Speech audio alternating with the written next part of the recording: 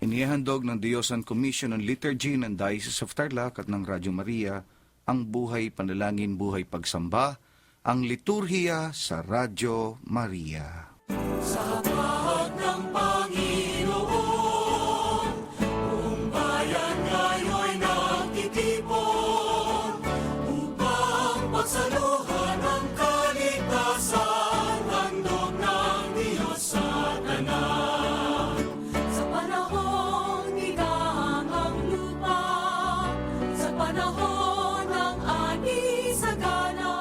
Isang maganda at pinagpalang araw po sa inyong mga ginigilo naming tagapakinig. Tayo ay nasa ating palatuntunan sa Radyo Maria ang Buhay Panalangin, Buhay Pagsamba, ang liturhiya sa Radyo Maria. Ito po ang inyong lingkod, si Father Lito. Ate Joy. At sa ating pasimula, mag-alay tayo ng isang panalangin. Pagsaluhan ang kaligtasan.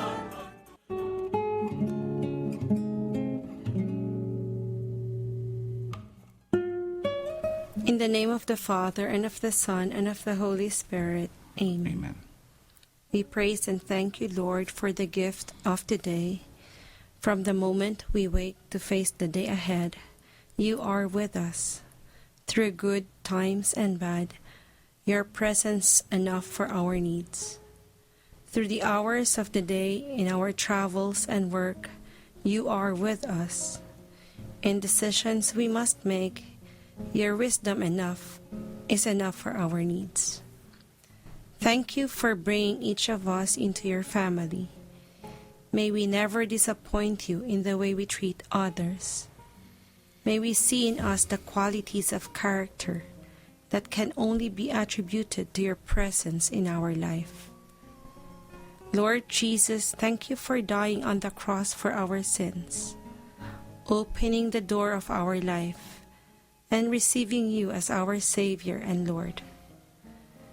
Thank you for forgiving us our sins and giving us eternal life, making us the kind of person you want us to be. We give to you our hands to do your work.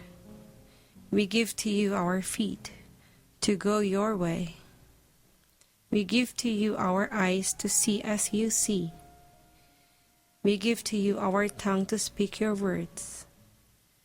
We give to you our mind that you may think in us. We give to you our spirit that you may pray in each of us.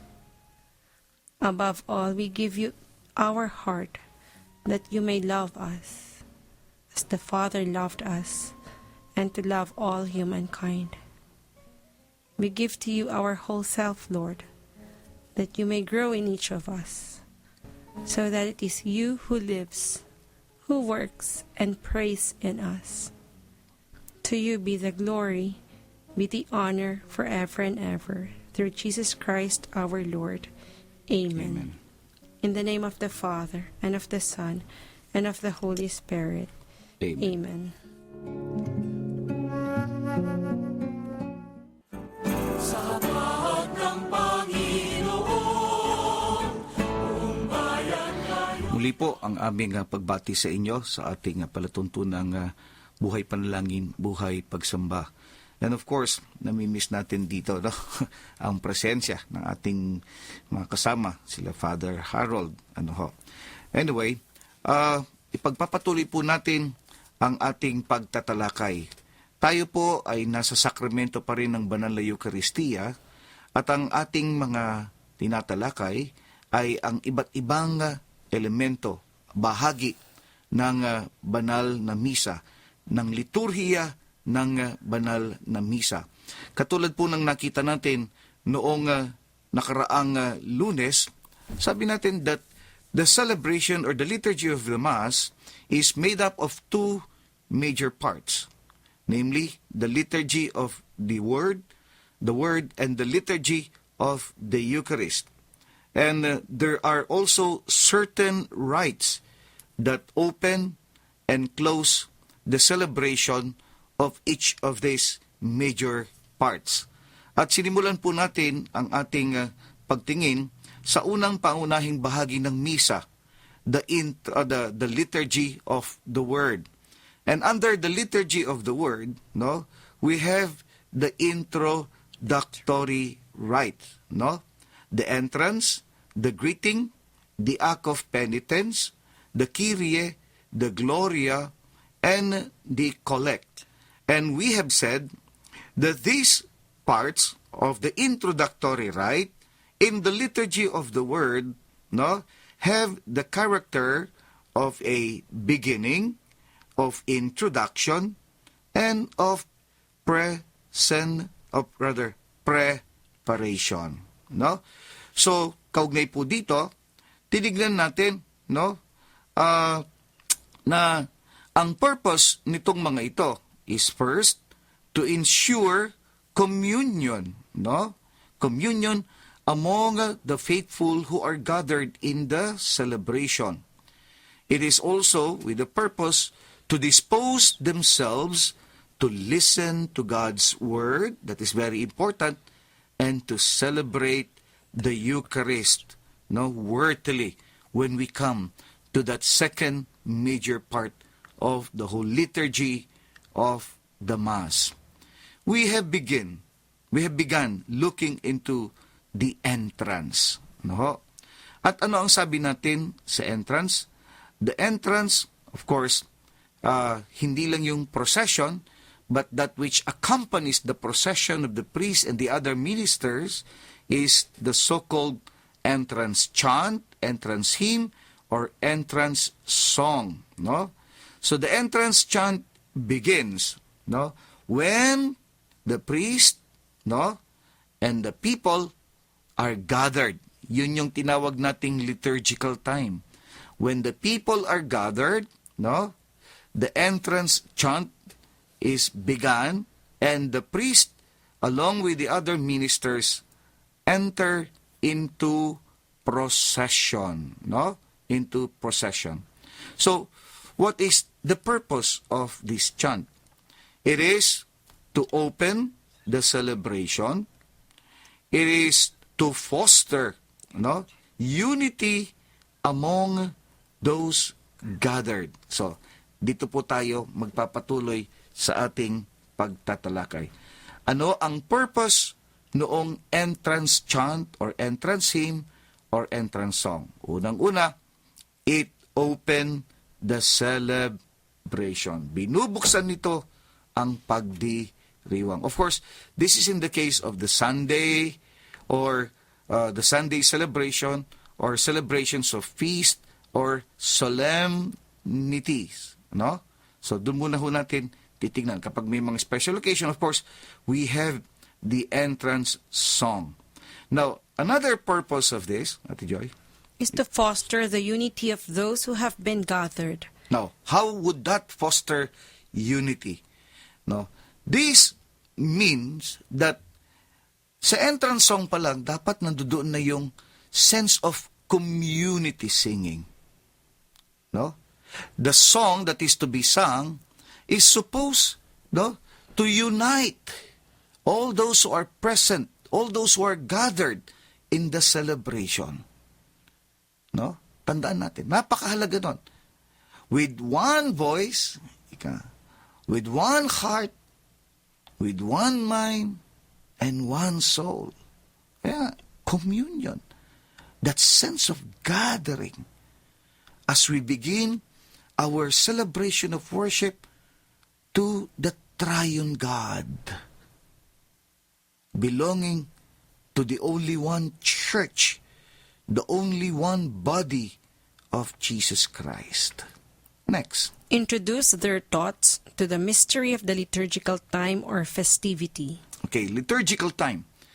Depending on what season it may be. Like for example, ngayon, tayo ay nasa ordinary times of the year. Or kapag tayo ay nasa Advent season, no? The season of coming. And therefore, there is that sense of anticipation by way of preparing ourselves for that. So yung mga sa entrance song pa lang, dapat, no, sinasambit na ho ito. Ipinapahayag na yung tema nung panahon kung saan tayo. Christmas, following that of Advent, kapanganakan, no? As we contemplate on the mystery of incarnation, ang pagkakatawang tao ng Diyos, dahil sa dakilang pag-ibig ng Ama sa ating mga makasalanan, na minarapat niyang maging katulad natin sa lahat ng bagay. No? And then that of Lent, as we commemorate, no, Jesus' Paschal mystery, His passion, death, and resurrection. Which is, yes, it is a joyful season, no? A joyful season, but because it is all about our salvation, our redemption brought about by Christ's suffering and death. No? So doon pa lang, entrance song pa lang, dapat nakikita na ito, na ipapahayag na ito. At pagdating natin ng Easter, no? Easter. Kaya nga, napakahalaga. Kasi sa ganung paraan na pagkakaisa ang ating mga isip at kalooban. So, hindi lamang ho yung panahon. Ano pa yung sinabing elemento doon? Festivity. The festivity. Kapag piyesta, no? Piyesta ng patron, or kapistahan nung anibersaryo noong simbahan, no? Yung dedication of the church, or yung selebrasyon noong anibersaryo ng pagkatatag noong parokya, noong diocese. Ito yung mga festivities. No? Dapat pahayag na rin. Bagamat, no, concerning entrance song, no, hindi ho tama na ang ating entrance song ay yung hymn to our patron saint. Unless, of course, kung ang titular o ang tumatayong patron o kung kanino idinedicate ang simbahan ay sa ating Panginoong Hesukristo, sa isa sa kanyang mga misteryo, no? O marahil ganun din sa ating Inang Birheng Maria. Yan.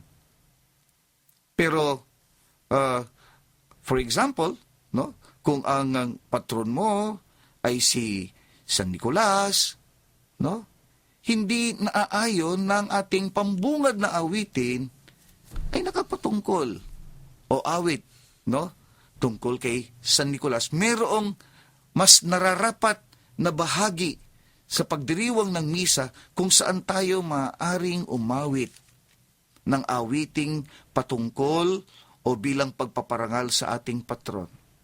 In other words, as far as entrance song is concerned, no, it should always be addressed to the Father, to the Son, the Holy Spirit, to the Triune God, or a song, no, about a particular mystery of our Lord Jesus Christ. No? So, yan po. Festivities. And accompany the procession of the priest and ministers. So, the entrance song is an accompaniment, no, to the entrance procession, to the procession of the priests and ministers, no, as they move towards the sanctuary until finally they arrive at the altar. They reach the altar, no? So that pagdating doon, the moment na mabigay ang reverence to the altar at makapunta na ang presider doon sa kanyang presider's chair, no? Then the entrance song must already be concluded, taking into consideration yung mga bagay na ating pong tinalakay, ipinaliwanag at binigyang diin noong nakaraang Lunes, provided, no, by putting an end or ending the song would not destroy that sense of unity of doctrine, or the unity of the essence of the song, pointing to a particular truth or doctrine of our faith. One concrete example is when the entrance song is about the Trinity. That each stanza, for example, would contain, no, words or lyrics pertaining to each of the three persons of the Blessed Trinity. No? Like the first stanza, about the Father, the second stanza about the Son, and the third stanza about the Holy Spirit, na it is not proper, kahit na nakarating na yung presider doon sa kanyang upuan, na puputulin natin, and yet tayo ay nasa second stanza pa lang, which is telling about the Father, saying something about the Son. Kinakailangan tapusin natin, buuin natin yung tatlong stanzas na yon para hindi masisira yung unity, no, of the essence of the song about the Blessed Trinity. No? So yan. If there is no singing at the entrance, the antiphon given in the missal is recited either by the faithful or by some of them or by a reader. So this is in the case of the weekday masses, no? The weekday masses na kung saan walang choir na namumuno ng pagdiriwang, and perhaps no, hindi rin sinasagawa yung pag-awit ng community, no? Kundi meron tayong tinatawag na entrance antiphon that takes the place of the entrance song or the entrance hymn. Yan po. At sino ang babasa ng entrance antiphon, no? It could be one of the lectors, no? The reader himself, or the faithful gathered, no? Saying it together, reading it together. That is, if kung naka-project ito, no, sa screen, kaya kailangan din ho ng preparation dito, or the presider himself, sapagkat pwede na rin niyang gawing bahagi iyon ng kanyang introduction sa pagdiriwang na iyon. Kung sakaling walang pag-awit, no, ng pambungad na awit sapagkat walang choir na namumuno, or no song leader could lead the people into singing. Okay? Reverence to the altar and greeting of the assembled people. When they have arrived at the sanctuary, the priest, the deacon, and the ministers reverence the altar with a profound bow. Okay, so when they have already approached, no, the sanctuary, or when they're already within the sanctuary, no, they reverence the altar with a profound bow. Dalawa ho ang uri ng bowing in the liturgy, no? The head bow and the body bow, or the profound bow. As a rule, lahat ng mga mayroong hawak o dinadala, which are called liturgical objects used in the liturgy, particularly in the entrance procession, like the processional candle, the cross, processional cross, the processional candles, the turibol, ito yung incenso, and the incense boat, no? And the book of gospel, no? Lahat po ng mga may hawak nito, when they approach the altar, they only make a head bow, no? Now, yung mga walang hawak, like the other ministers, the ministers of Holy Communion, no? The presider himself, and the other servers, kung wala silang hawak o dinadala, they make a profound bow, a body bow towards the altar. Okay? That is, kung ang Blessed Sacrament ay hindi located, no, directly behind the altar, no, they make a profound bow. Pero kung may tabernacle at may lamang Blessed Sacrament directly behind the altar, no, then they have to make a single genuflection, no? Suppress na po kasi ang double genuflection. Wala na, hindi na natin ginagawa ngayon ang double genuflection. Only single genuflection with our right knee touching the ground. Yun lang po ang gagawin. Yun ay kung merong Blessed Sacrament inside the tabernacle, behind the altar, then that's the time that they make a genuflection. Father, paano kung ang tabernakulo na mayroong lamang Blessed Sacrament ay nasa side naman, no? Sa side ng sanctuary, no? Facing the people normally on the left side, no? Of the sanctuary. Kailangan pa bang mag-genuflect, no? Patungkol doon. Hindi na po. Hindi na. Basta't ang ating patutungkulan ay ang altar with a profound bow. Okay? And then, tutuloy na ang bawat isa sa kanilang designated places, whereas yung presider will have to go to the altar to reverence it with a kiss. With a kiss. Hahalikan po niya yung altar. Ngayon, on a more solemn occasions, celebration, no, it is suggested that there would be incensation.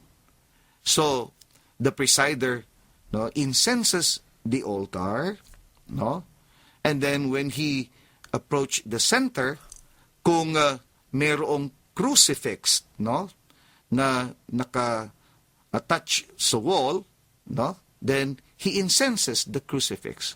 If the crucifix is standing freely at the side of the altar, doon po siya tatapat at yun ang kanyang i-insensuhan.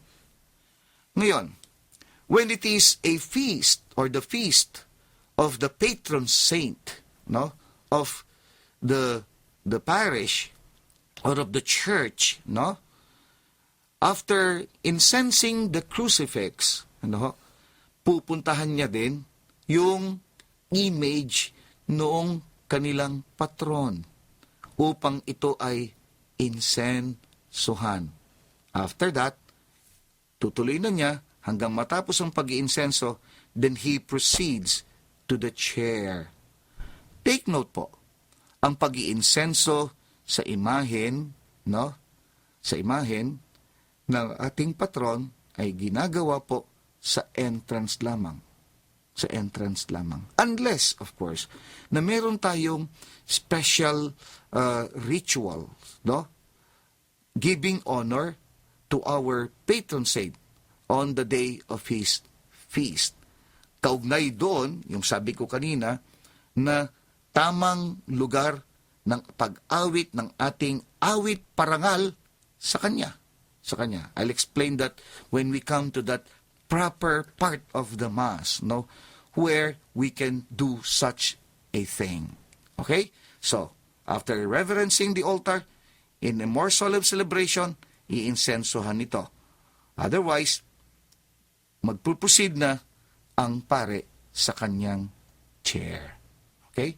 So, bago po tayo magpatuloy, magbigay daan muna tayo ng ilang paalala sa ating himpilang Radyo Maria.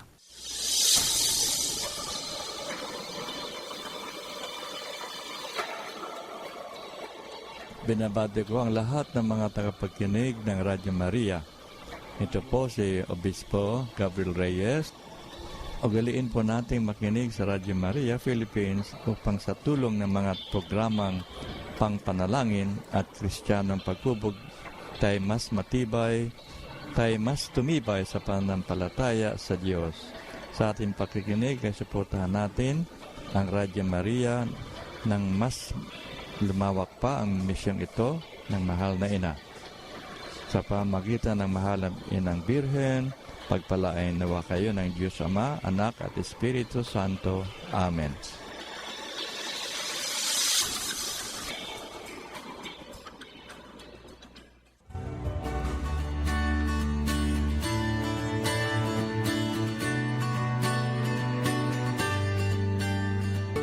Ako po si Errol Ramirez.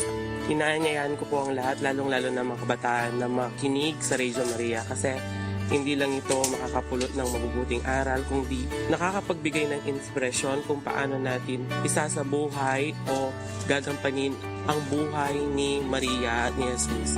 Sana po makinig po tayo lagi. Thank you.